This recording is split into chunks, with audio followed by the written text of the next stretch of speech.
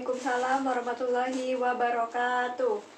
Oke, baik, kita berjumpa lagi hari ini untuk melanjutkan pembelajaran kemarin. Apa kabar hari ini anak-anak? Alhamdulillah, baik. Alhamdulillah. Sebelum kita memulai pelajaran hari ini, alangkah baiknya kita berdoa terlebih dahulu ya. Oke, Bu. Ya, ketua kelasnya silakan dipimpin. Sebelum kita memulai pelajaran hari ini, ada baiknya kita berdoa terlebih dahulu. Berdoa mulai. Berdoa selesai. Alhamdulillah. Ibu absen terlebih dahulu ya. Oke, Bu. Laras Dwi Mulyani, Hadir. Kholisatul Istiana, Hadir. masuk semua ya? Alhamdulillah masuk, Bu. Oke, baik. Kemarin kita sudah belajar tentang keragaman tari di bangsa kita Iya, ya. Bu, ya. Hari ini kita akan melanjutkan tema yang kemarin, yaitu tema 1, indahnya kebersamaan, dengan subtema 1, keberagaman budaya bangsaku, pembelajaran 4. Dibuka bukunya halaman 46. Sudah dibuka bukunya? Udah, Bu.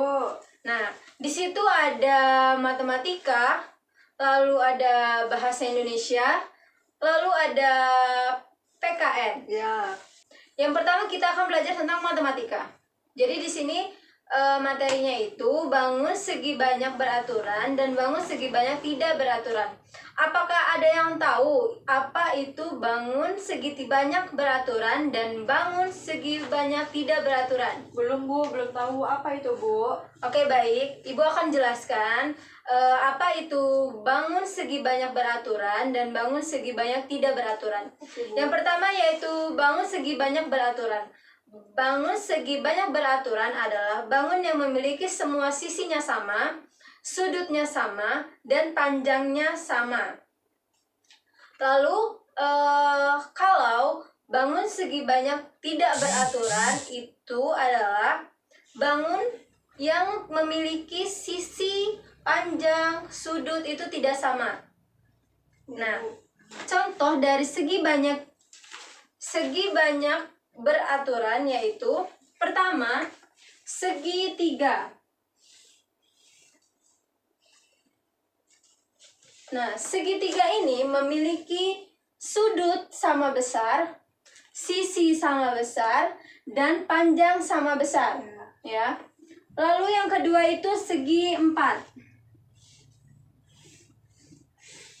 Coba Lara sebutkan apa tadi ciri-ciri bangun segi banyak beraturan.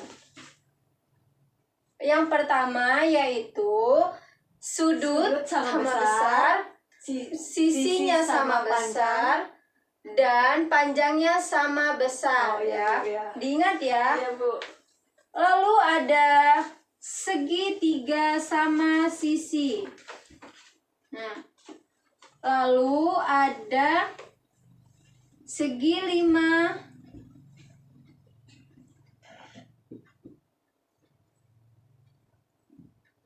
Lalu ada segi 6.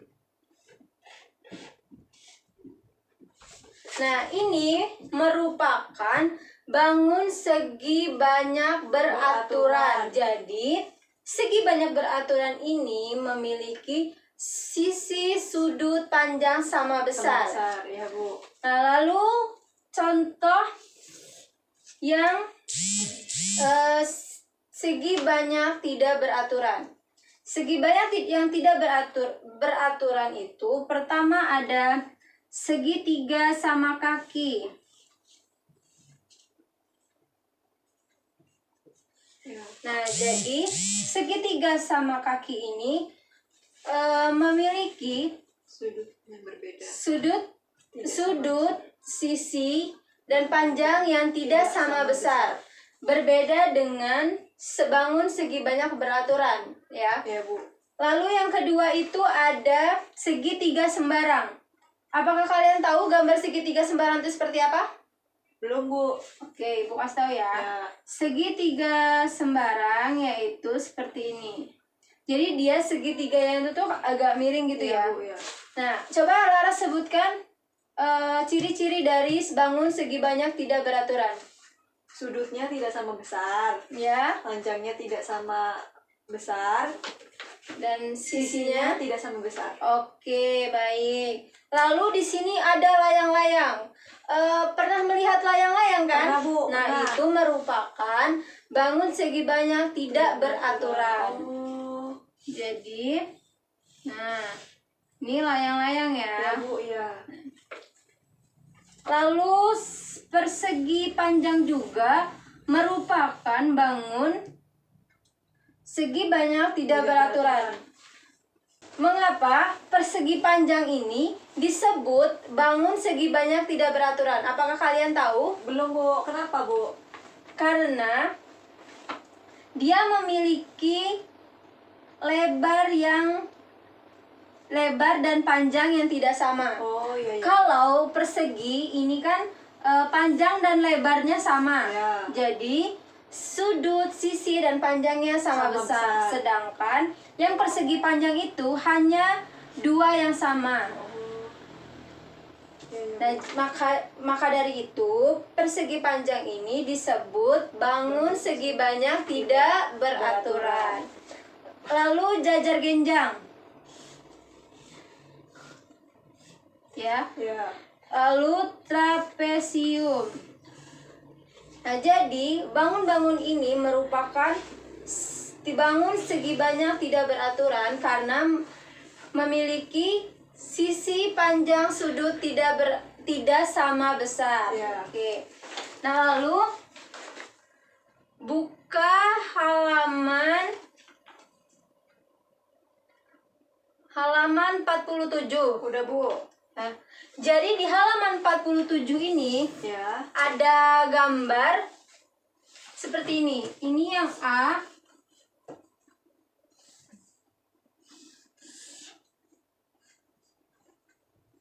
Dan ini yang B.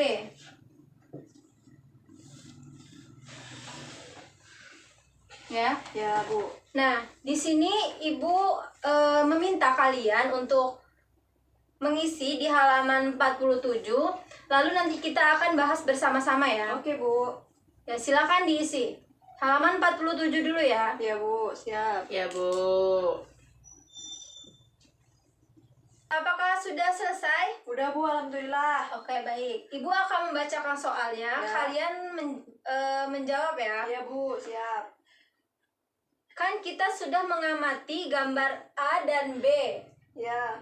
Nah, lalu nomor 2 yaitu panjang sisi bangun A dan bangun D apakah memiliki panjang yang sama?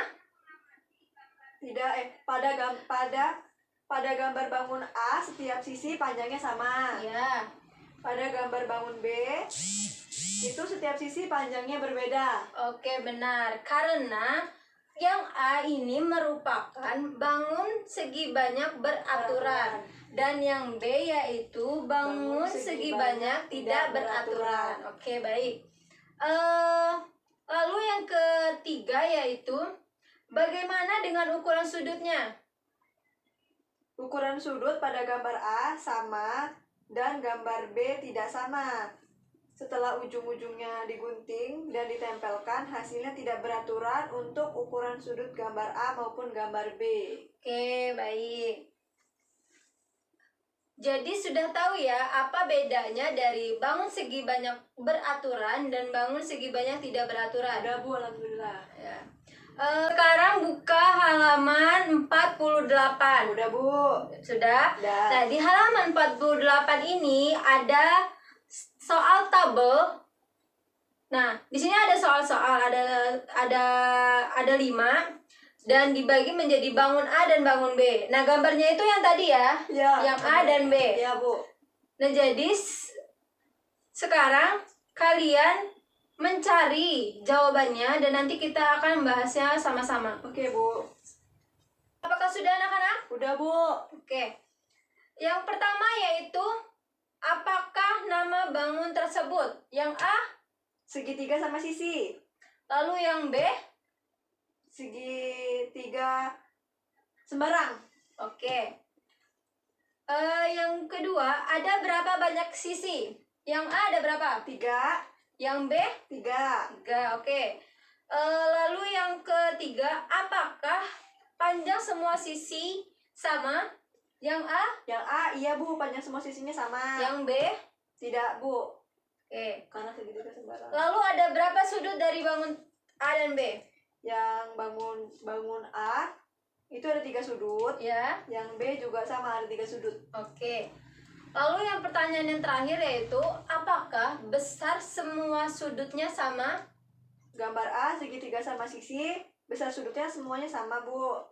Tapi yang gambar B itu kan segitiga sembarang, jadi besar semua sudutnya tidak sama. Oke, baik. Kalian sudah mengerti ya apa bedanya bangun segi banyak beraturan dan bangun segi banyak tidak beraturan. Bagus. Nah, di sini Ibu akan menunjuk kalian untuk menyebutkan contoh bangun segi banyak beraturan dan bangun segi banyak tidak beraturan. Oke, baik. Silakan Laras sebutkan 3 saja bangun segi banyak beraturan.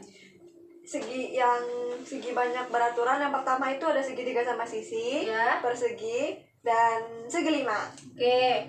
Lalu untuk Kholisatul, sebutkan bangun segi banyak tidak beraturan 3 saja. Yang pertama, segitiga sama kaki. Ya. Segitiga siku-siku. Ya. Jajar genjang. Oke, baik. Persegi panjang. Sudah Trapesium. cukup. Jadi sudah tahu ya. Nah, jadi kesimpulan dari pembelajaran matematika ini yaitu bangun segi banyak beraturan itu memiliki sudut, sisi, panjangnya sama besar. Lalu yang bangun segi banyak tidak beraturan yaitu memiliki sisi, panjang, dan sudut yang tidak sama besar. Oke, baik. Nah, selanjutnya kita akan belajar tentang pembelajaran bahasa Indonesia ya. Nah, di sini Ibu ada tes tentang tarik kipas Pakarena. Terlebih dahulu Ibu akan membacakan tes tentang tarik kipas Pakarena dulu ya. Ya Bu. Tarik kipas Pakarena merupakan kesenian tari yang berasal dari Goa, Sulawesi Selatan. Tarian ini sudah menjadi tradisi di kalangan masyarakat Goa yang merupakan bekas kerajaan Goa. Kisahnya berawal dari perpisahan antara penghuni Botinglangi atau negeri Kayangan dan penghuni Lino atau bumi pada zaman dahulu. Konon, sebelum berpisah, penghuni Botinglangi sempat mengajarkan kepada penghuni Lino cara menjalani hidup seperti bercocok tanam, berternak, dan berburu. Cerita itu diabadikan dalam gerakan tarian. Makna gerakan tari kipas Pakarena seperti gerakan berputar searah jarum jam melambangkan siklus hidup manusia. Gerakan naik turun mencerminkan roda kehidupan yang kadang berada di bawah dan kadang berada di atas. Cara menari yang lembut mencerminkan karakter perempuan Goa yang sopan, setia, patuh, dan hormat. Secara keseluruhan, gerakan tari ini mengungkapkan rasa syukur. Nah, di sini Ibu minta untuk kalian membaca ke depan ya. Ya Bu. Silakan Laras baca ke depan.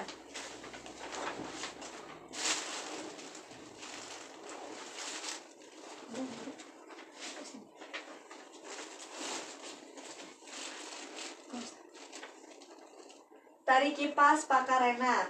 Tari kipas Pakarena merupakan kesenian tari yang berasal dari Goa, Sulawesi Selatan.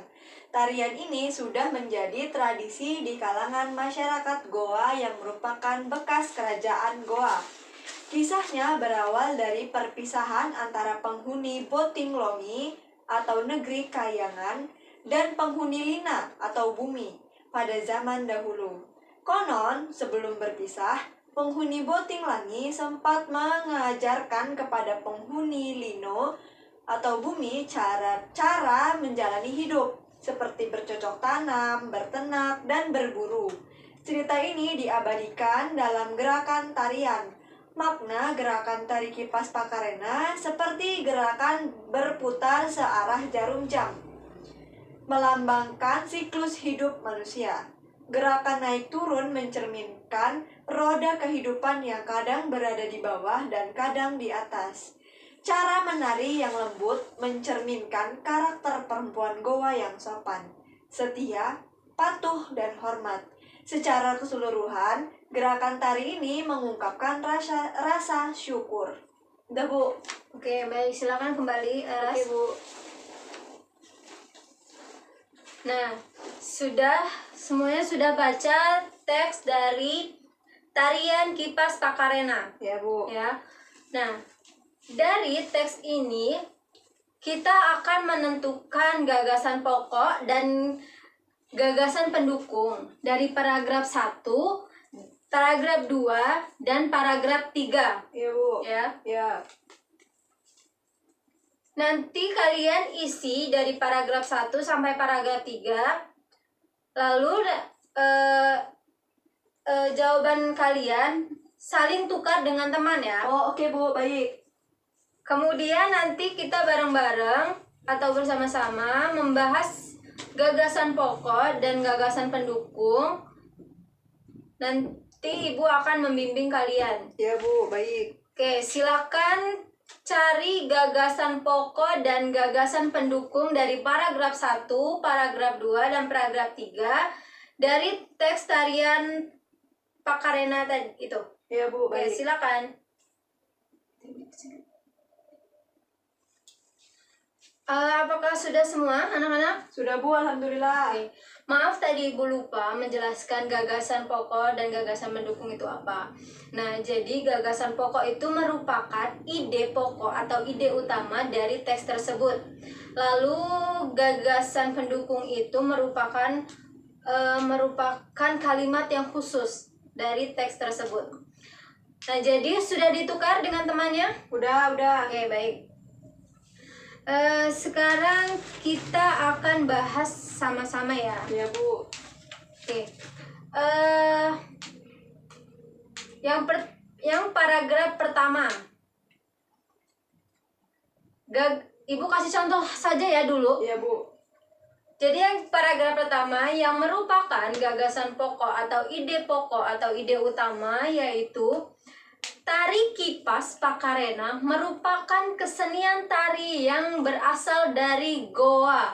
Nah, kalimat itu merupakan gagasan pokok atau ide pokok dari teks tari kipas Pakarena.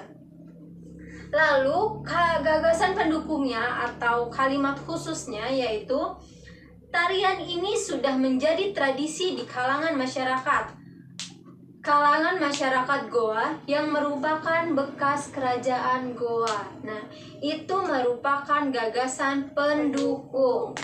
Nah, lalu coba Laras sebutkan paragraf kedua dan sebutkan yang mana gagasan pokoknya dan yang mana gagasan pendukungnya. Ya, Bu. Baik. Jadi di paragraf kedua itu gagasan pokoknya. Kisahnya berawal dari perpisahan antara penghuni Botinglangi atau negeri Kayangan dan penghuni Lino atau bumi pada zaman dahulu. Itu gagasan pokoknya, Bu. Untuk gagasan pendukungnya, itu penghuni Botinglangi sempat mengajarkan kepada penghuni Lino cara menjalani hidup seperti bercocok tanam, berternak, dan berburu. Itu gagasan pendukung dari paragraf kedua, Bu. Oke, lalu yang paragraf ketiga. Paragraf ketiga gagasan pokoknya, cerita itu diabadikan dalam gerakan tarian. Itu untuk gagasan pokoknya, sedangkan gagasan pendukungnya, cara menari yang lembut mencerminkan karakter perempuan Goa yang sopan, setia, patuh, dan hormat. Oke. Jadi itulah cara kita menentukan gagasan pokok dan gagasan pendukung. Nah, Ibu jelaskan lagi, gagasan pokok itu merupakan gagasan utama atau ide pokok yang utama. Nah, lalu yang gagasan pendukung itu merupakan gagasan dengan kalimat yang khusus. Ya. Jadi kalian sudah bisa membedakan tentang gagasan pokok dan gagasan pendukung? Udah Bu, insya Allah. Oke. Nanti di akhir pembelajaran Ibu akan memberikan teks yang berbeda. Tetapi itu untuk PR di rumah ya. Iya Bu, baik. Jadi kalian menentukan paragraf 1 dan 2, 3, mencari tentang gagasan pokok dan gagasan pendukung seperti yang tadi. Iya, Oke? Bu, oke. Oke. Pembelajaran yang ketiga yaitu PKN. Nah, kita akan belajar tentang persatuan dan kesatuan bangsa Indonesia. Nah, apakah ada yang tahu tentang makna persatuan dan kesatuan? Belum Bu, belum tahu. Oke, baik. Persatuan adalah suatu proses untuk membentuk persatuan masyarakat. Nah, sementara itu kesatuan adalah menyatukan yang sudah terbentuk. Oh. Jadi misalkan seperti ini. Persatuan itu kita membentuk seperti kelompok ya. Ibu akan mengibaratkan itu kelompok. Ya Bu. Persatuan itu kita menyatukan kelompok yang sebelumnya kita belum bentuk. Jadi itu menyatukan, ada menyatukan perbedaan pendapat, ada menyatukan perbedaan sifat. Nah, itu persatuan. Nah, lalu yang kesatuan itu, jadi di dalam kelompok itu apakah kita bisa mewujudkan atau membentuk kesatuan dari perbedaan-perbedaan tersebut. Oh iya, Jadi Bu, seperti iya. itu ya. Iya, Bu, Apakah iya. sudah mengerti? Ya Bu, insya Allah mengerti. Oke, Paham. baik. Nah, jadi di persatuan dan kesatuan bangsa Indonesia itu kita bisa melakukan di mana saja. Seperti di sekolah, Di di rumah. keluarga, ya di rumah, Iya, di di masyarakat. masyarakat. Jadi kita harus menjunjung tinggi tentang persatuan dan kesatuan. Nah, lalu manfaat dari persatuan dan kesatuan itu kita akan menjunjung tinggi kesejahteraan, kedamaian, tidak ada pertengkaran, ya, seperti itu. Iya, Bu, iya. Nah, kalau kita tidak menjunjung tinggi persatuan dan kesatuan di bangsa kita ini, itu akan menimbulkan kericuhan, kegaduhan, Berantem. permusuhan, seperti Ibu. itu. Nah, ya benar itu. Jadi kita harus memiliki jiwa nasionalisme, yaitu tentang persatuan dan kesatuan. Oke Bu, baik. Oke, baik. Di sini Ibu akan mencontohkan satu yang bisa menggambarkan tentang persatuan dan kesatuan. Nah, di sini Ibu ada lidi, sapu lidi, ya. Iya Bu, Yang ini yang sudah diikat. jadikan satu. Yang ini satu biji. Satu Oke. batang. Di sini Ibu akan sabar. Nah, Ibu di sini akan merobek.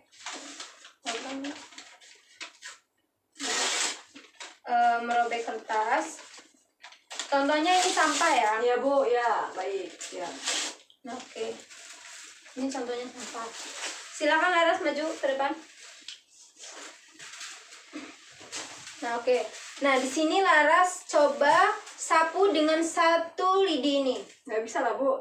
Coba. Nggak selesai. Nggak bisa kan? Iya Bu, nggak bisa. Nah, coba Laras sapu dengan menggunakan sapu yang sudah jadi satu. Bisa Bu. Nah, oke. Jadi, jika kita menggunakan satu lidi ini, kita tidak bisa menyapu. Tetapi kita jika menggunakan sapu lidi yang sudah dijadikan satu ini, kita bisa menyapu sampah ya. Dari contoh yang Ibu berikan tadi tentang sapu lidi yang menggunakan satu lidi dan menggunakan sapu yang sudah menjadi satu. Nah, Ibu di sini meminta kalian untuk menyimpulkan dari contoh yang Ibu beri tadi. Silakan. Jadi Bu, kalau tadi kan kita pakai yang satu lidi itu kan. Ya. Jadi ketika kita nyapu menggunakan lidi yang hanya satu batang itu, kita nggak bisa tuh Bu. Ya. Tapi ketika kita nyapu sampah pakai lidi-lidi yang sudah diikat atau dijadikan satu hingga membentuk sapu lidi tersebut, Ya. itu baru bisa kita nyapu untuk buang sampah gitu, Bu. Oke, manfaat dari ke contoh tadi apa? Untuk materi persatuan dan kesatuan. Jadi artinya sapu lidi itu menunjukkan adanya persatuan dan kesatuan karena harus digabungin dulu baru bisa untuk nyapu. Oke, baik. Tepuk tangan untuk Lara. Oke, jadi di sini kita membutuhkan segini aja. Kita membutuhkan manusia atau kelompok itu untuk menumbuhkan persatuan dan kesatuan. Ya. Jadi di sini Ibu ada soal di halaman 56. Silakan dibuka halaman 56. Udah, Bu. Oke. Di sini ada sikap menunjukkan persatuan dan kesatuan dan sikap tidak menunjukkan persatuan dan kesatuan. Nah, di sini kalau kita mengerjakan sekarang itu tidak akan cukupnya, waktunya tidak akan cukup. Jadi itu Ibu akan menugaskan untuk tugasnya di rumah ya. Iya, Bu, baik. Oke. Nanti dikumpulnya bersamaan tadi dengan bahasa Indonesia ya. Iya, Bu, baik. Oke. Nah, sekarang Ibu akan membentuk kelompok. Dibagi menjadi 4 kelompok saja. Iya, Bu. Silakan kalian bagi sendiri atau Ibu yang membagi? Ibu yang bagi aja, Bu, nanti pada nggak adil. Ya udah. Laras dengan Holly Satul, lalu Sintiana Tanjung dengan Fadila, lalu Yesi Tamara dengan Sofia, lalu Dwi Meta dengan Maulida Utami ya. Oke, Bu, baik. Nah, jadi di sini ada pertanyaan. Yang pertama yaitu, menurut kalian, apa yang akan terjadi jika memiliki sikap persatuan dan kesatuan? Dan soal yang kedua yaitu, apa yang akan terjadi jika tidak memiliki sikap persatuan dan kesatuan? Sabar, Bu, jangan cepet, Bu, belum selesai nulisnya. Ya udah, oke, Ibu ulang ya. Iya, Bu, ulang. Soal yang pertama yaitu, menurut kalian, apa yang akan terjadi jika kita memiliki sikap persatuan dan kesatuan? Sudah? Dah. Lalu soal yang kedua yaitu, apa yang akan terjadi jika kita tidak memiliki sikap persatuan dan kesatuan? Dah. Nah, itu nanti kalian cari jawabannya dengan kelompok kalian. Oke. Lalu nanti dipresentasikan ke depan ya. Iya, Bu, baik. Oke, silakan cari jawabannya. Apakah sudah mencari jawabannya Udah, anak-anak? Bu, udah. Oke, baik. Di sini Ibu akan meminta satu perwakilan kelompok untuk mempresentasikan hasil diskusinya maju ke depan ya. Iya, Bu. Silakan kelompok, siapa dulu yang ingin maju? Kelompok Laras. Oke, silakan Laras maju.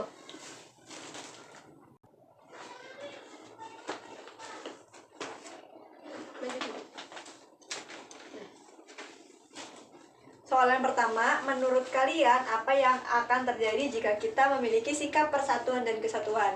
Nah, menurut kelompok Laras, menurut kami, jika kami memiliki sikap tersebut, memiliki sikap persatuan dan kesatuan, Ya. maka kita akan saling menghargai dan saling membantu negara. Negara kita pun akan menjadi damai dan tentram. Lalu soal yang kedua, apa yang akan terjadi jika kita tidak memiliki sikap persatuan dan kesatuan? Yang akan terjadi jika kita tidak memiliki sikap persatuan dan kesatuan itu akan menyebabkan keruntuhan pada negara kita yang membuat negara kita terpecah belah. Itu, Bu. Oke, baik. Jawabannya bagus dan tepat. Tepuk tangan untuk kelompoknya Laras. Oke, baik. Jadi kesimpulan dari pembelajaran PKN-nya itu yaitu kita harus mempunyai sikap nasionalisme, yaitu tentang persatuan dan kesatuan untuk menjaga keharmonisan dan kesejahteraan. Ya, Bu. Nah, kesimpulan dari pembelajaran hari ini dari matematika, bahasa Indonesia, dan PKN dari tema 1, indahnya kebersamaan, dengan subtema 1 yaitu keberagaman suku bangsa. Nah, jadi kesimpulan dari pembelajaran matematika yaitu tentang bangun segi banyak beraturan, yaitu memiliki sisi panjang dan sudut yang sama besar, dan bangun segi banyak tidak beraturan, yaitu yang memiliki sisi panjang sudut yang tidak sama besar. Lalu yang kedua tentang pembelajaran bahasa Indonesia dengan membaca teks Tari Kipas Pakarena. Di situ kita mencari gagasan pokok dan gagasan pendukung ya. Nah, gagasan pokok itu merupakan gagasan utama atau ide utama dari sebuah teks. Nah, lalu gagasan pendukung itu merupakan kalimat khusus. Nah, yang terakhir yaitu pembelajaran PKN tentang persatuan dan kesatuan.